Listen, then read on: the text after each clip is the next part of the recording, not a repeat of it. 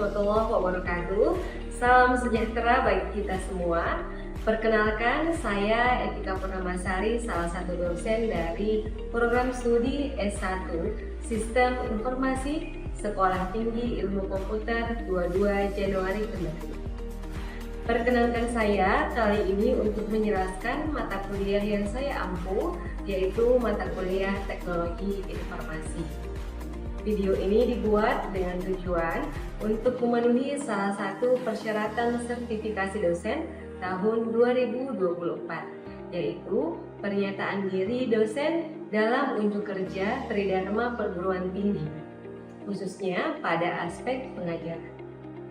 Saya akan menjelaskan deskripsi dan informasi umum dari mata kuliah Teknologi Informasi, yang merupakan mata kuliah yang memiliki bobot sebesar 2 SKS, dan mata kuliah ini wajib bagi mahasiswa semester 1 pada program studi S1 Sistem Informasi Sekolah Tinggi Ilmu Komputer 22 Januari Kendari. Bahasa pengantar yang digunakan pada mata kuliah ini adalah bahasa Indonesia. Mata kuliah Teknologi Informasi ini bertujuan untuk membekali mahasiswa dengan pengetahuan dan pemahaman terhadap teknologi yang mencakup teori, teknologi, dan perangkat yang dapat digunakan dalam mengelola bisnis. Mata kuliah ini dirancang agar mahasiswa dapat mengenal teknologi informasi dan penerapannya dalam organisasi. Mahasiswa mempunyai wawasan tentang teknologi informasi yang digunakan dalam penerapan sistem informasi pada organisasi atau perusahaan, serta perkembangan teknologi informasi saat ini. Capaian pembelajaran lulusan atau CPL pada program studi S1 Sistem Informasi yang dibebankan pada mata kuliah ini adalah: pertama, mahasiswa mampu menunjukkan sikap bertanggung jawab atas pekerjaan di bidang keahliannya secara mandiri. Lalu, mahasiswa mampu menjelaskan perkembangan teknologi informasi dan penerapannya serta dampaknya terhadap berbagai bidang termasuk ekonomi, budaya, politik, kesehatan, dan keamanan. Selanjutnya, mahasiswa mampu menjelaskan keterkaitan antara teknologi informasi dan bidang-bidang lainnya. Mahasiswa juga harus mampu menjelaskan berbagai aktivitas administratif untuk mengelola sumber daya teknologi informasi. Selanjutnya, mahasiswa mampu menunjukkan kinerja mandiri, bermutu, dan terukur. Mahasiswa juga harus mampu bertanggung jawab atas pencapaian hasil kerja kelompok dan melakukan supervisi dan evaluasi terhadap penyelesaian pekerjaan yang ditugaskan kepada pekerja yang berada di bawah tanggung jawab. Terakhir, mahasiswa mampu menginterpretasikan dan menyajikan hasil analisis data dalam bentuk dan format yang dimengerti oleh pihak yang berkepentingan. Untuk capaian pembelajaran mata kuliah ini atau CPMK terdapat 3, yaitu pertama, mahasiswa mampu menjabarkan konsep-konsep dasar dalam teknologi informasi, berbagai jenis perangkat keras dan lunak serta pemanfaatannya, serta konsep-konsep dasar dalam jaringan komunikasi termasuk internet. Mahasiswa juga harus mampu menjelaskan dampak dari penggunaan teknologi informasi serta etika profesional di bidang teknologi informasi. Mahasiswa juga mampu mempresentasikan contoh penerapan teknologi informasi di berbagai bidang. Metode pembelajaran pada mata kuliah ini adalah metode pembelajaran aktif yang mengutamakan peran dan keaktifan mahasiswa dalam proses pembelajaran. Pembelajaran mata kuliah Teknologi Informasi ini dilakukan selama 16 pekan, di mana 7 pekan pertama adalah sebelum ujian tengah semester atau UTS, dan 7 pekan berikutnya sebelum ujian akhir semester atau UAS. Metode pembelajaran yang digunakan bergantung dari bahan kajian, atau materi pembelajaran yang disampaikan. Pembelajaran ini berfokus pada diskusi kelompok dan penyelesaian studi kasus. Bentuk perkuliahan secara sinkronus dilakukan secara tatap muka di ruang kelas. Kemudian, untuk bentuk evaluasi hasil pembelajaran adalah kehadiran sebanyak 10%, ini adalah bagian dari komponen penilaian. Lalu kuis sebanyak 10%, penugasan baik individu maupun kelompok sebanyak 10%, ujian tengah semester sebanyak 30%, dan ujian akhir semester sebanyak 40%, dengan total pemungutan hasil evaluasi pembelajaran sebesar 100%. Demikian informasi yang bisa saya sampaikan mengenai mata kuliah Teknologi Informasi untuk mahasiswa program studi S1 Strata 1 Sistem Informasi Sekolah Tinggi Ilmu Komputer 22 Januari Kemarin.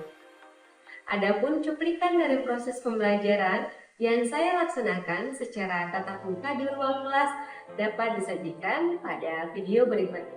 Selamat menyaksikan.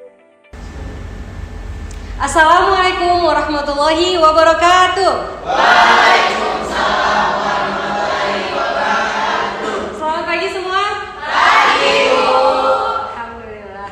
Jadi hari ini semuanya sangat ceria dan bersemangat. Mata kuliah kita hari ini apa? Teknologi Informasi. Ya, ini mata kuliah Teknologi Informasi untuk semester 1. Oke. Jadi di mata kuliah Teknologi Informasi ini sebelumnya kita sudah belajar dan hari ini kita akan membahas tentang sistem operasi. Ya. Sebelum kita memulai mata kuliah hari ini, marilah kita sama-sama berdoa menurut keyakinan masing-masing. Semoga proses pembelajaran hari ini berjalan dengan lancar. Doa dimulai.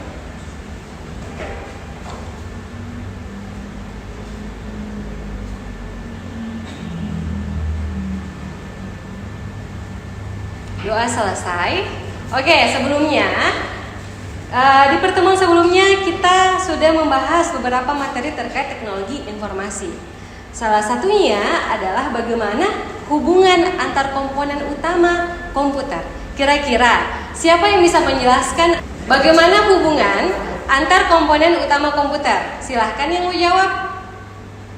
Saya, Bu. Oke, silahkan.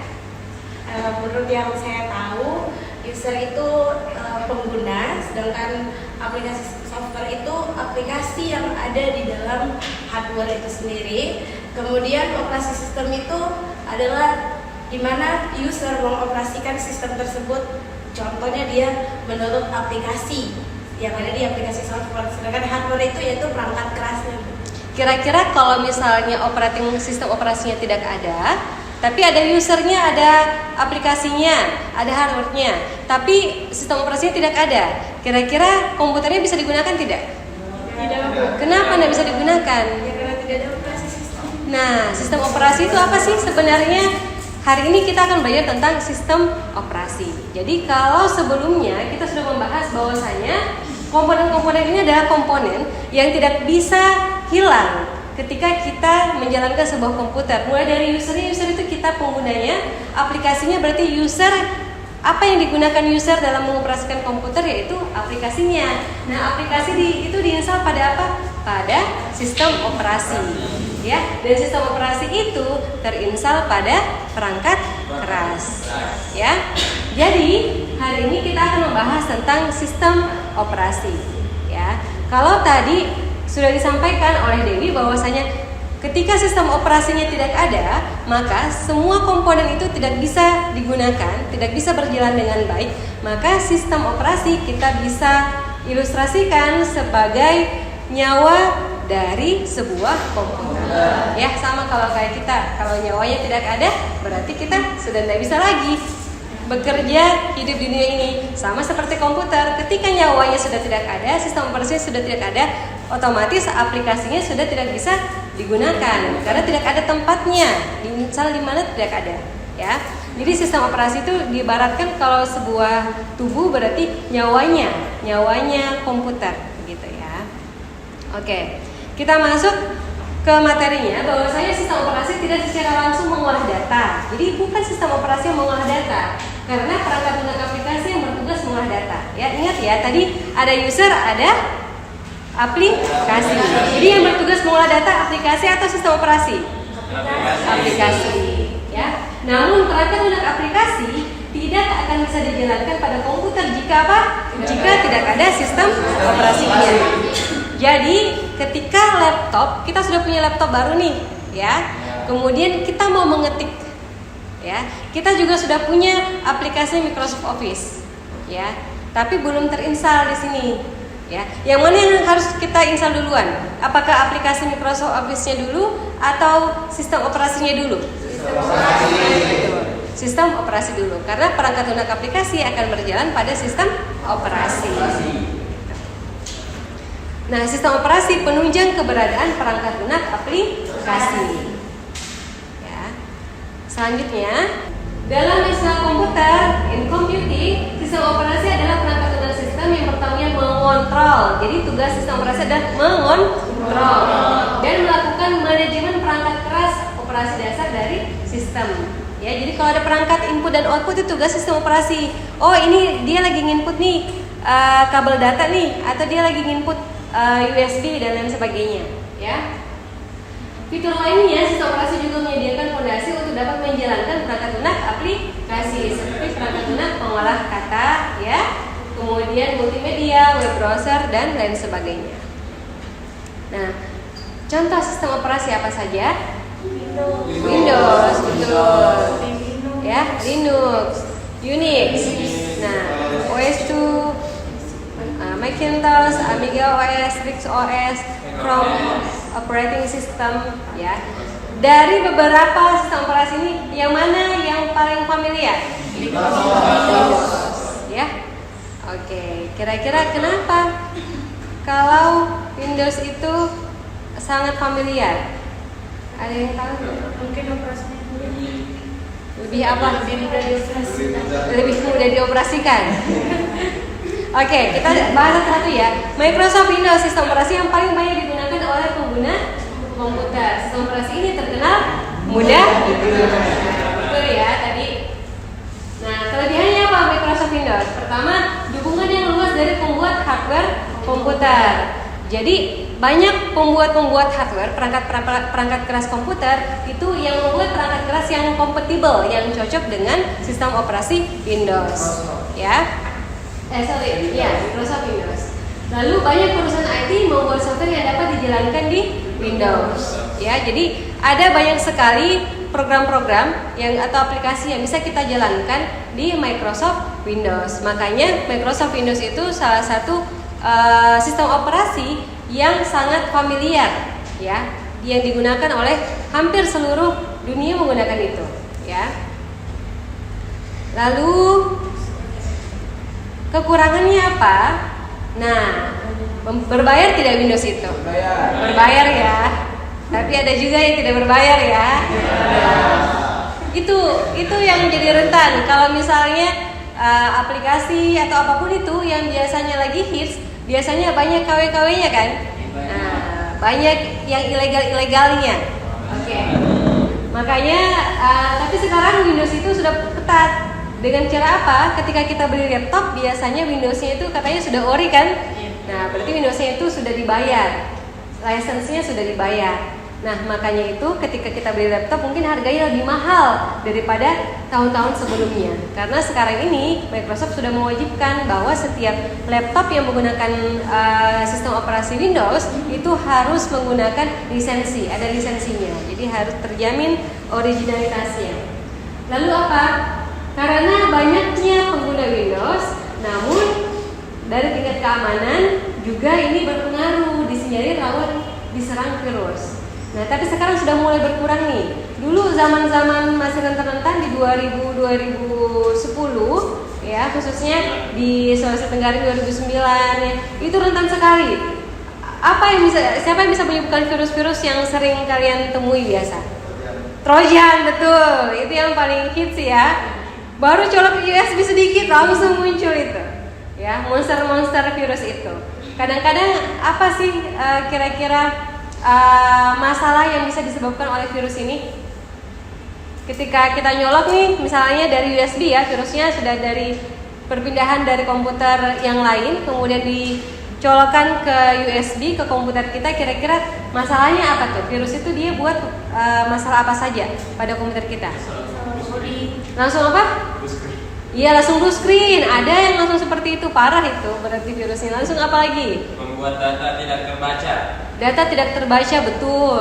Ada sudah bagus dibuat file Word-nya, ternyata nggak bisa terbaca, begitu. Itu berbagai macam masalah-masalah yang disebabkan oleh virus, begitu. Tetapi sekarang jangan salah ya, karena teknologi berkembang terus. Microsoft ini tahu kalau misalnya sistem operasi mereka itu rentan terkena virus, maka dari sistem keamanan mereka selalu ditingkatkan. Lalu Linux, ya, ada pengguna Linux di sini? Oke, Linux adalah sistem operasi yang unik. Kenapa unik? Karena Linux ini bersifat bebas. Ya, apa sih maksudnya bebas? Kira-kira? Bebas digunakan untuk siapa saja. Kita tidak perlu beli lisensi, ya, gratis, ya. Makanya dapat digunakan tanpa harus membelinya. Jadi dia bersifat open source, ya. Dapat disebarluaskan tanpa harus dituduh melakukan pembajakan perangkat lunak. Ya, kita tidak harus masuk penjara dulu. Kalau misalnya kita sebarkan Linux, tidak apa-apa, karena dia memang sifatnya dibuat secara terbuka. Jadi siapapun boleh mengembangkan sistem operasi ini, seperti itu.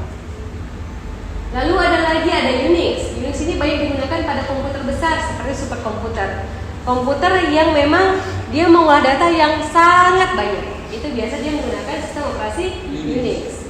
Superkomputer yaitu superkomputer yang digunakan pada perusahaan yang besar. Lalu ada lagi Macintosh. Macintosh itu tangguh dalam mengurus data dan tampilannya menarik. Ada di sini yang punya. Ini dari brand apa ini? Mac. Ya, dari Apple. Ya. Jadi sistem operasi Apple itu berbeda. Bukan pakai Windows, tapi dia pakainya Mac. Makanya dia disebut Mac OS, Mac Operating System. Ya. Tapi harganya mahal. Tapi mudah-mudahan semuanya bisa beli. Kalau memang mau menggunakannya. Amin. Ya. Kemudian ada OS 2. Awalnya dikembangkan oleh IBM dan Microsoft, tetapi karena ada perbedaan pendapat antara IBM dan Microsoft, maka OS 2 kemudian dikembangkan oleh IBM untuk komputer-komputer produksi IBM. Jadi komputer-komputer itu kan juga ada perusahaan-perusahaan sendiri yang membuat komputer. Nah, ada perusahaan namanya IBM, dia itu hanya menggunakan sistem operasi IBM saja untuk komputer buatannya, begitu. Dia tidak menggunakan Windows, seperti itu. Oke. Terus, apalagi clipboard. Maksudnya clipboard apa? Fasilitas sistem operasi untuk bertukar data antar aplikasi. Ya, lalu kita contohnya cut copy atau paste. Lalu pengawas proses aplikasi yang dapat digunakan untuk memonitor dan melihat daftar proses-proses yang terjadi dalam sebuah operasi. Jadi dalam sebuah sistem operasi. Kemudian koneksi jaringan. Nah, dengan operating system kita bisa terhubung dengan Wi-Fi. Wi-Fi itu apa? Wireless. Iya. Wireless? Hah? Itu PR ya. Wi-Fi itu apa sih? Wi-Fi tulisannya bagaimana? Bacanya bagaimana? Wi-Fi? Wi-Fi? Wi-Fi? Wi-Fi dong. Wi-Fi sebenarnya. Ya.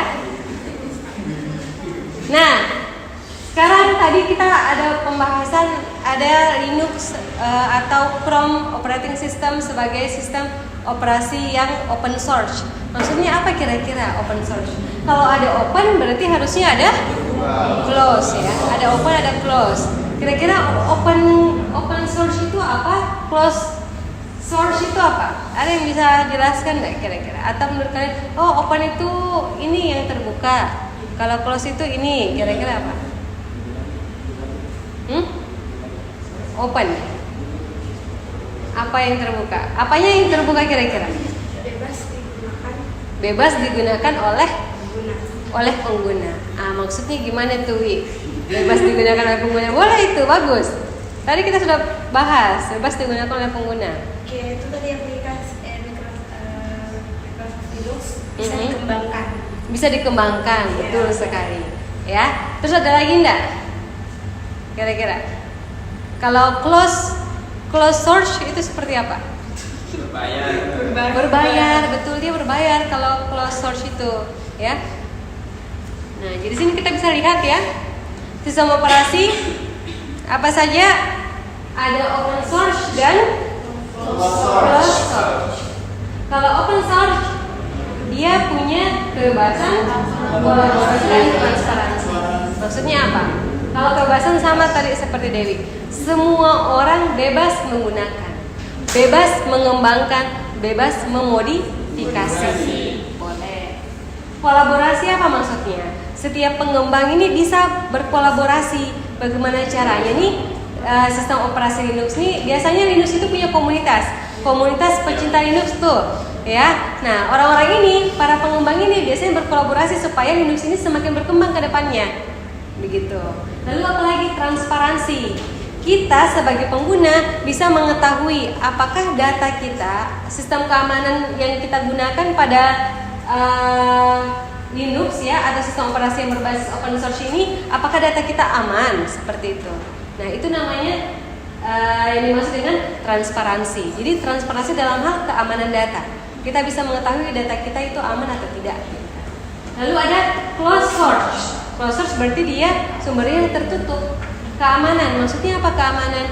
Pengembang ini sangat berhati-hati dalam mengembangkan. Jadi dia pakai layar-layar sistem keamanannya. Nggak bebas orang otak-atik sistem operasinya.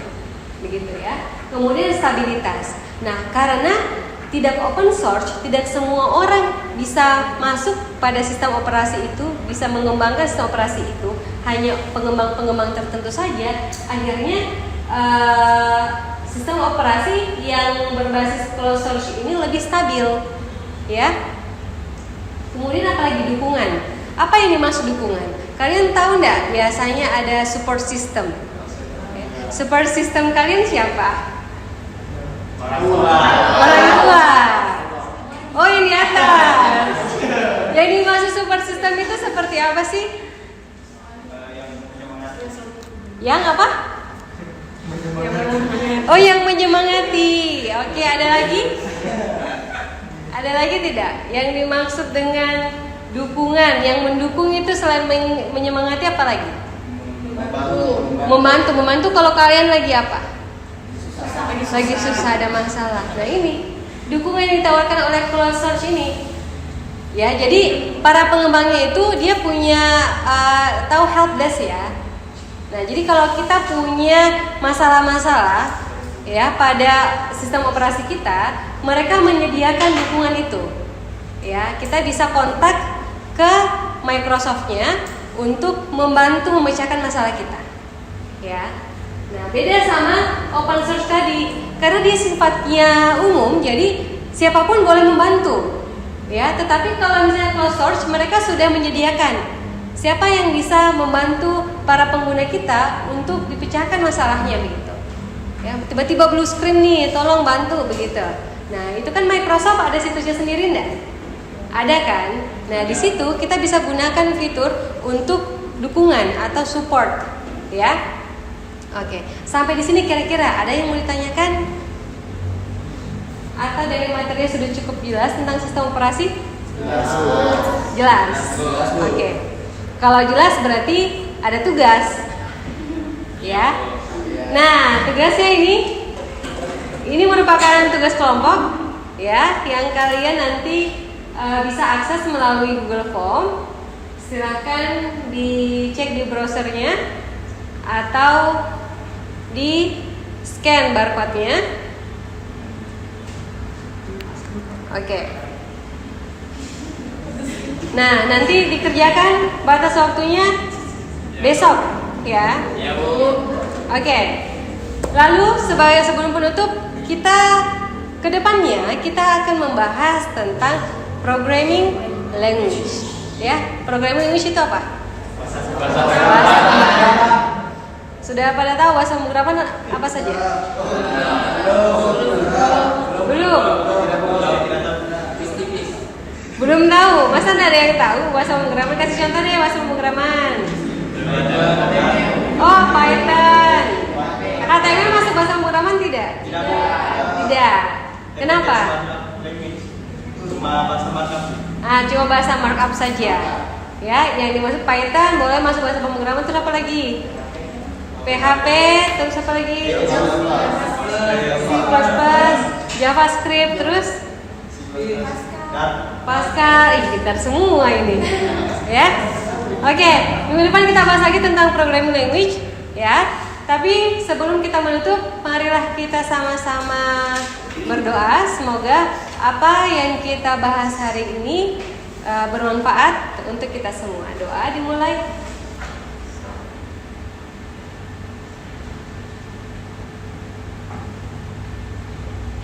Selesai, ya. Terima kasih. Saya tutup dan akhiri pertemuan hari ini dengan ucapan wassalamualaikum warahmatullahi wabarakatuh.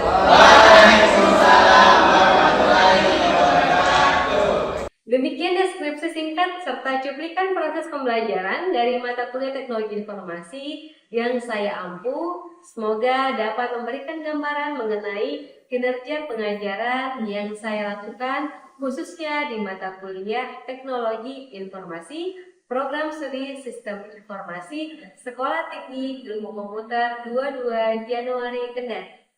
Saya mengucapkan terima kasih kepada seluruh tim penilai dan tim panitia sertifikasi Smart Dosen tahun 2024, khususnya dari Direktorat Sumber Daya Dirjen Dikti dan Ristek Kemendikbudristek Indonesia. Tidak lupa juga saya mengucapkan terima kasih kepada Sekolah Tinggi Ilmu Komputer 22 Januari Kendari, khususnya program studi Sistem Informasi, rekan sejawat dosen, rekan-rekan mahasiswa, dan tenaga kependidikan lainnya. Demikian yang dapat saya sampaikan. Atas semua kekurangan dan kehilafan dari saya memohon maaf yang sebesar-besarnya. Wassalamualaikum warahmatullahi wabarakatuh.